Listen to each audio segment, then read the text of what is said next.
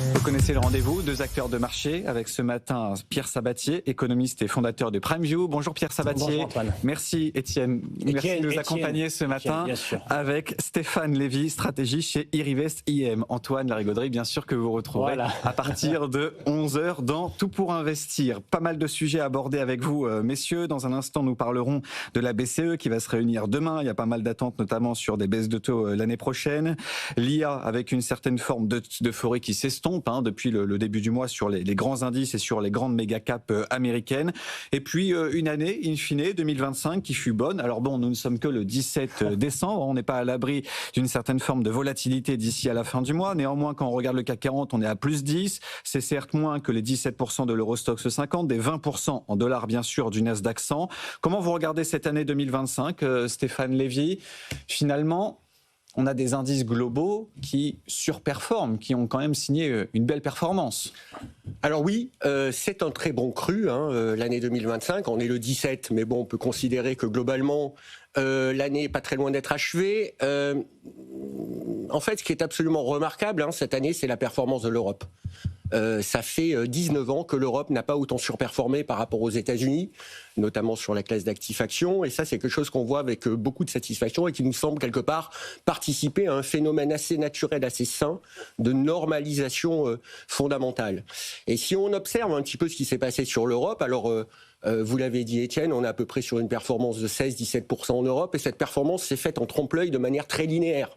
On a un premier semestre dans lequel on a performé de l'ordre de 8% et sensiblement la même chose au second semestre. Alors au premier semestre, on avait eu ce gros coup de mou au mois d'avril avec cette violente reprise en V, mais finalement on a eu une trajectoire très linéaire. Néanmoins, on peut considérer qu'on a eu une année coupée en deux, notamment en Europe, avec un premier semestre qui a été marqué par énormément de directionnalité sur la devise, sur le change, avec cette forte appréciation de l'euro. Et faisant écho à cette forte appréciation de l'euro, on a eu une forte surperformance de toute la thématique domestique en Europe, logiquement, puisque tous les exportateurs avaient été défavorisés. Donc ça a essentiellement profité à tout le segment value, parce que la domesticité, si je puis dire, se trouve dans la value, donc les banques, les assurances, les télécoms, les utilities. Depuis le début du second semestre, on est globalement sur une performance qui est beaucoup plus équilibrée et un momentum qui est beaucoup plus diversifié, avec un retour de certaines thématiques, dont le luxe, dont les minières, dont l'énergie, et sans pour autant, par exemple, que la finance est sous-performée. Donc c'est quelque chose d'assez intéressant, notamment pour les acteurs de gestion active, puisqu'il y a des rotations et la capacité, je crois, de démontrer la capacité à battre les indices. Et ce qui est intéressant, Pierre Sabatier, c'est que la performance des grandes capitales en Europe est un petit peu corrélée aux dynamiques de croissance. C'est la revanche de Madrid, plus 45% depuis le début de l'année. Très belle année pour la Grèce, pour l'Italie. Alors qu'à l'inverse, l'Europe du Nord, certes, est positive en termes de performance. Voilà. Effectivement, beaucoup plus positif. En fait, j'ai presque envie de résumer l'année. On a beaucoup parlé, on en parlait tout à l'heure, tout le monde est un peu fatigué en cette fin d'année. Pour autant, finalement, les marchés ont été très connectés à l'économie réelle. Vous savez, souvent, les gens, les observateurs disent qu'il y a une forme de déconnexion des marchés financiers avec l'économie réelle. Sauf que, d'une certaine manière, on a une totale connexion en réalité des marchés financiers, des comportements des investisseurs avec ce qui se passait finalement dans les cycles domestiques. En Europe, effectivement, Espagne, Italie, Allemagne, France. Alors on pourrait échanger Allemagne et France à la fin parce que c'est le classement finalement des places boursières en Europe, mais qu'est-ce que ça traduit ? Ça traduit exactement les profils de croissance qui sont encaissés depuis quelques années, et en particulier cette année, Espagne, Italie, là pour le coup France et Allemagne, la France ayant été pénalisée par la prime de risque politique sur lequel on pourra revenir, qui est un épiphénomène très particulier en Europe. Mais grosso modo, on a eu des marchés actions européens finalement très connectés à travers les dynamiques sous-jacentes d'économie réelle, donc en termes de performance globale. Et je dirais par ailleurs, en termes de comportement, pour rebondir sur ce que disait Stéphane, alors évidemment, il y a la question des taux de change, on pourrait y revenir. C'est peut-être nous la seule chose qui nous a surpris en début d'année. C'est parmi nos anticipations. Pour le coup, on ne pensait pas que le dollar surréagirait si vite. Parce que, historiquement parlant, dans les années 80, lorsqu'on a eu un président qui voulait en fait mener à peu près les mêmes batailles que Donald Trump en début d'année, en général, ça fait plutôt monter le dollar avant en fait qu'il ne baisse. Là, en l'occurrence, on ne la baisse tout de suite. Voilà, c'est comme ça et ça explique beaucoup de la surperformance des marchés actions européens. Mais j'aimerais quand même dire que les marchés actions européens, dans leurs composantes, ont été très très influencés par là aussi quelque chose de très domestique, qui est le fait que la Banque centrale européenne, le plus rapidement en fait par rapport à ses homologues au niveau international, a baissé ses taux. Et donc au final, on le sait très bien, la baisse des taux réenclenche un cycle économique qui va d'abord et en premier lieu bénéficier notamment aux financières qui ont été clairement les premiers en fait contributeurs à la croissance et à la bonne performance des marchés actions européens. Et le secteur des services également, parce qu'au final, l'économie européenne, notamment l'Europe du Sud, est très tournée vers les services. Et alors quand vous regardez les composantes effectivement de l'économie, notamment espagnole, on va dire l'Italie c'est plus industriel, mais l'Espagne c'est clairement du tourisme, donc c'est des exports. Et pour le coup, alors, est-ce qu'il faut en pleurer ou est-ce qu'il faut en sourire? Je ne sais pas, mais d'une certaine manière, la très bonne tenue de l'Espagne se fait aussi au détriment de ses voisins européens. Il ne faut pas être dupe.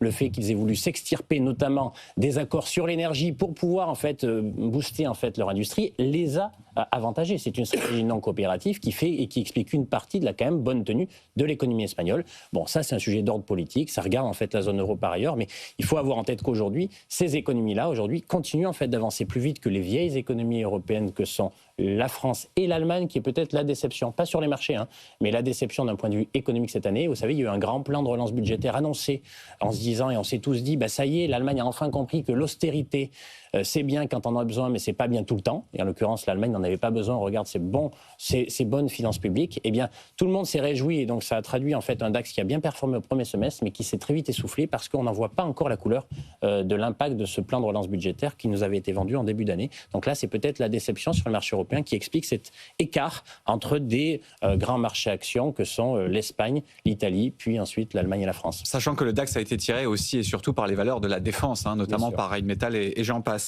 Oui. La BCE, est-ce qu'elle peut baisser encore les taux aujourd'hui? Stéphane Lévy, on a une inflation qui est proche des 2%. L'inflation, c'est la boussole de Christine Lagarde. Normalement, le pic d'inflation est derrière nous, là. On a un pétrole qui est pas cher, des prix. On a un pétrole qui est pas cher, on a un dollar qui est très bas, donc le risque inflationniste en Europe est aujourd'hui a disparu. N'ayons pas peur des mots. Quand on regarde d'ailleurs, les investisseurs obligataires ne s'y sont pas trompés. Quand on regarde les marchés obligataires d'indexer inflation, le break-even, le point mort d'inflation en Europe aujourd'hui nous signale qu'une déflation est anticipée dans les 3 prochaines années. Donc je suis extrêmement surpris, pour être très franc avec vous, dans le contexte actuel, de voir à quel point le consensus n'anticipe pas de baisse de taux par la BCE. Je trouve ça complètement dingue. Il faut bien réaliser le contexte dans lequel on est. Il ne faut pas se leurrer. La Fed, elle va continuer à baisser les taux. Elle a réinitié un cycle accommodant en septembre. Elle a baissé 3 fois les taux depuis. Et ce, après que M. Powell nous ait signalé au printemps dernier qu'il ne pourrait pas le faire en raison des risques inflationnistes. Finalement, oui, elle l'a fait. Et je crois que la BCE, dans un tel contexte, là où il n'y a pas de risque d'inflation, là où la croissance est molle, n'aura pas d'autre choix que de prendre le relais de la Fed. Sinon, tout simplement, on va se retrouver avec un euro-dollar à 1,30, ce qui serait absolument mortifère pour l'économie européenne.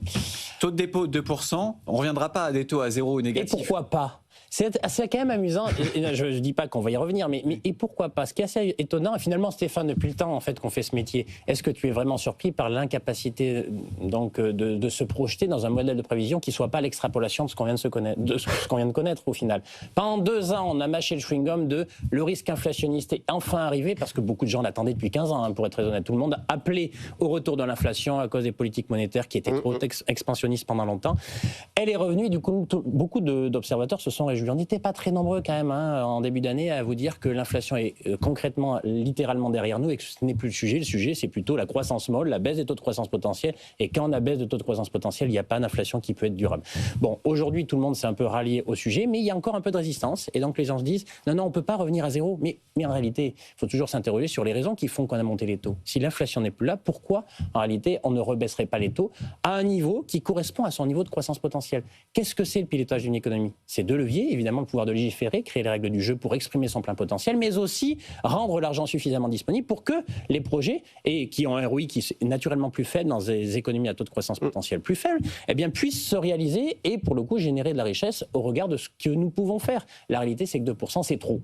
Voilà, je ne peux pas vous le dire mieux que ça. C'est ce qu'on dit déjà depuis pas mal de temps. Et donc l'année prochaine, vous verrez, la Banque Centrale Européenne n'aura pas d'autre choix que de baisser ses taux. Et vous verrez, là aussi, qu'elle ne s'arrêtera probablement pas là. Et on ira vers, à nouveau, des politiques de quantitative easing, parce que personne ne le dit, mais la Banque Centrale Européenne, comme l'a fait depuis maintenant quelques années, n'a pas juste été les bras ballants face au marché, a réduit de manière relativement massive, quasi de la même ampleur, la taille du bilan de la Banque Centrale Européenne, tout comme la taille du bilan de la Fed.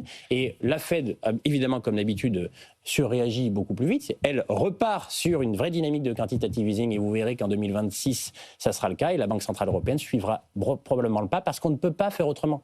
Le taux de 2%, c'est pas la seule boussole aujourd'hui pour un auditeur téléspectateur quand il demande un crédit. Il faut regarder également les taux souverains. Bon, quand vous regardez quand même le 10 ans français, on est toujours à 3,5. On a un Bund allemand qui est aux alentours des 2,7. Bon, la BCE a beau baisser ses taux, on a quand même des souverains derrière qui ne suivent pas tout à fait. Oui, mais non, mais vous savez... globalement, plus ça va mal, plus les taux souverains ne pourront faire que baisser. Alors, il peut y avoir en fait quelques cas particuliers du type France, où on a un petit écartement des spreads. Mais petit, là aussi, je rappelle tout de même qu'en début d'année, tout le monde nous disait que les taux, à cause de la politique, notamment implémentée par Donald Trump d'ultra-protectionnisme, allaient en fait augmenter partout, que ça allait rendre en fait insoutenables les dettes publiques de partout dans le monde. La réalité, c'est que ce n'est pas le cas. Les taux ne peuvent... Vous savez quel est le bon niveau de taux, y compris le niveau de taux souverain ? C'est celui qui est supportable par les agents privés d'une zone. Les agents privés sont de deux ordres. Les ménages d'un côté, les entreprises de l'autre. J'ai envie de vous poser une question. Sur le bon niveau de taux, c'est très simple. Est-ce que si les taux montent ou si les taux restent au niveau actuel, les entreprises continuent d'investir telles qu'elles le faisaient jusqu'à maintenant ? Si la réponse est oui, les taux peuvent monter. Si la réponse est non, les taux baisseront. C'est la nature, en fait, qui l'emporte. Les taux d'intérêt, c'est le marché qui le fixe. C'est l'offre et la demande. Et l'offre et la demande, elle est conditionnée par notre capacité à supporter, finalement, des charges d'intérêt qui sont compatibles avec ce qu'on peut espérer comme création de richesse. Parce que sinon, il se passe quoi ? Il se passe que si on investit moins aussi, on consomme moins. Récession égale politique monétaire qui fait encore plus baisser les taux. Et si la baisse des taux directeurs ne suffit pas, la Banque centrale rachètera des obligations souveraines pour les faire baisser. Donc c'est une mécanique quasi à l'œuvre. C'est l'économie, c'est d'abord, en fait, et ce que je peux conseiller à vos auditeurs, c'est essentiellement de fonctionner avec le raisonnement par l'absurde. Et si ça se passe, qu'est-ce qui se passe ? Et vous verrez, en fait, vous arriverez à faire parfois des meilleures prévisions que beaucoup de gens qui peuvent parler donc à longueur de journée. Stéphane Lévy, il nous reste 4 minutes. Comment vous voyez la 2026 sur les marchés boursiers ? Comment vous anticipez cette année chez Irivest ? Alors, je vais être très franc, mes anticipations il y a 6 mois pour 2026 étaient assez noires. Il faut bien avoir conscience qu'on est quand même dans un environnement d'expansion. Oui, on est dans un environnement d'expansion économique, au sens en tout cas de nos indicateurs de momentum de cycle en Europe depuis bientôt près de 3 ans. C'est une durée extrêmement longue. C'est la plus longue durée d'un cycle expansif qu'on ait mesuré depuis 2003. Néanmoins, je pense que cette période d'expansion pourrait se prolonger au-delà, peut-être au-delà du premier semestre de l'année, mais ça dépendra de la Banque Centrale Européenne. Voilà. Donc le fameux ESI, Pierre, moi je souscris à ta façon de voir les choses. Si Madame Lagarde, si la BCE décide de suivre l'avis de Madame Schnabel, ça va très mal se passer. L'Europe se suicide. Et donc, les choses vont bien se passer et on aura peut-être des réponses dès demain avec la réunion monétaire de la BCE. Je pense que il faut être très très attentif aux propos que va tenir Madame Lagarde. La moindre inflexion dans le propos et notamment le fait de mentionner que le risque inflationniste aujourd'hui a disparu pourrait catalyser quelque chose d'assez positif pour la cote européenne, notamment pour le premier semestre. Bon, on parle beaucoup de la BCE, mais il n'y a pas que la BCE, il y a la Fed, il y a l'intelligence artificielle. Bon, en même temps, c'est rare, on ne parle jamais d'Europe tout de même, on parle toujours des autres. Les marchés, c'est un puzzle. Là, on parle d'une pièce, mais il y a plein d'autres pièces au final dans cette équation, Pierre Sabatier. Pour vous, c'est quoi la pièce maîtresse là, pour l'année prochaine ?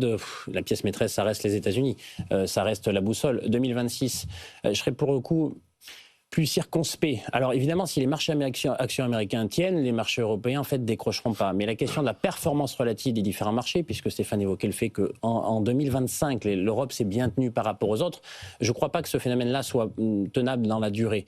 Les vrais risques associés au marché, ils sont plus du côté des États-Unis. Alors là, pour le coup, je vais à rebours de ce que disent beaucoup de gens, savoir que nous ne sommes pas très inquiets par les niveaux de valorisation en fait des quelques titres qui tirent la cote américaine. Donc depuis maintenant de très nombreuses années, parce que la réalité, c'est que les gens n'ont pas il faudrait travailler un peu plus parfois. Mais parce que la réalité, c'est que les multiples de valorisation des très grands groupes dont on parle hormis Tesla, c'est entre 20 et 30. Regardez les niveaux de valorisation des grandes valeurs lors des précédentes bulles, que ce soit au Japon, à la fin des années 80, début des années 90, ou partout dans le monde au niveau des années 2000, on était sur des niveaux de valorisation qui étaient beaucoup plus élevés que ceux-ci. Donc la question de la cherté n'est pas un élément suffisant en fait pour faire baisser les marchés. Non, le vrai sujet, c'est jusqu'où l'élastique pourra se tendre, et le vrai risque, c'est d'abord de la radicalité politique. Et vous savez, c'est ce que nous, on fait jouer depuis très très longtemps. Ce qu'on fait jouer aux États-Unis, c'est la thématique des trusts technophiles. Et ça, on y tient. C'est qu'en fait, c'est pas la techno qui l'emporte. C'est la question, c'est le trust. C'est la taille de la boîte qui est si importante et qui est si assise sur une montagne de cash que quelles que soient les conditions de marché, elle l'emporte. Elle continue en fait de capter des parts de marché et de manière de plus en plus importante. Et quand vous regardez la contribution microéconomique de ces grands groupes dans la croissance bénéficiaire, notamment du S&P 500, elle est colossale. C'est-à-dire qu'il y a une forme de quasi-prévisibilité de qui l'emporte sur le champ de la microéconomie, donc sur les marchés financiers. Vous savez comment ça se termine ? Quand les 8 plus grosses boîtes aux États-Unis pesaient, il y a 6 ans maintenant, 20% de la richesse créée, 20% du PIB aux États-Unis, aujourd'hui, elles pèsent 80%. Quand un président comme le président français dit il y a une vidéo fausse qui circule sur moi sur un coup d'État en France, et il dit Facebook faites quelque chose, on lui répond que non. Bien, la réalité, c'est que c'est déjà arrivé dans un temps passé très lointain, au début du XXe siècle, quand vous avez des entreprises privées qui deviennent si importantes qu'elles sont des concurrents légitimes de l'État, le risque principal, c'est la radicalité politique, et c'est qu'il y a un changement profond de règle du jeu, qu'il est soit découpe, soit contraigne. Et c'est pas le sujet de 2026, parce que Donald Trump est très très procyclique et peu radical en termes en fait de politique intérieure, ce qui fait que 2026 pourrait poursuivre la tendance sur laquelle en fait les marchés se sont orientés en 2025. On est pris par le temps. Merci beaucoup en tout cas à tous les deux pour ce tour d'horizon. Pierre Sabatier, donc économiste et fondateur de PrimeView, et Stéphane Lévy, stratégie chez Irivest IM.